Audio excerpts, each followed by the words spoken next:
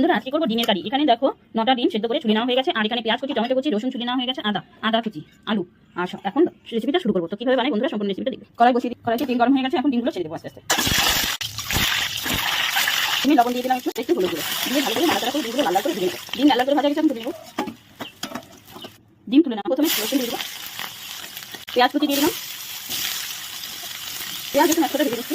এখন অল্প আদা কুচি দিচ্ছি, এখন স্বাদ মতো লবণ দিয়ে দেবো। এখন আদা কুচি নেওয়া দিন, আর আলু কেটে রেখেছি, আলু সেদ্ধ করে সেটাকে দিয়ে দিলাম, দিয়ে ভালো করে নেড়ে ফেলে নিলাম। টমেটো কুচি দিয়ে দিলাম, দিয়ে ভালো করে নেড়ে ফেলে দিচ্ছি। টমেটো দিয়ে ভালো করে ভেজে সব কিছু ভালো করে ভেজে নেওয়া হয়ে গেছে। এখানে জিরা ধনিয়া গুঁড়ো, লঙ্কার গুঁড়ো, হলুদের গুঁড়ো দিয়ে সব মশলা দিয়ে দিচ্ছি, দিয়ে একটু ভালো করে নেড়ে দিচ্ছি। মশলা বাড়ি করে জল দিচ্ছি, এখন ভালো করে কষিয়ে নেবো। এখন খুব সুন্দর লাগছে, দেখো কালারটা কত সুন্দর হয়েছে, আর কষানোটা ভালো। সব কিছু মশলা দিয়ে ভালো করে কষিয়ে নেওয়া হয়ে গেছে, এখন ঝোল দিব পরিমাণ মতো ঝোল। সব কিছু দিয়ে ভালো করে মিলিয়ে ঝোলে এখন দিয়ে দেবো গরম মশলাগুলো, দিয়ে ভালো করে নেড়ে। এখন দিয়ে দিব ডিম আস্তে আস্তে। সবগুলো ডিম দেওয়া হয়ে গেল, এখন নেড়ে দিচ্ছি। নামানোর আগে কাঁচা লঙ্কা কুচি দিয়ে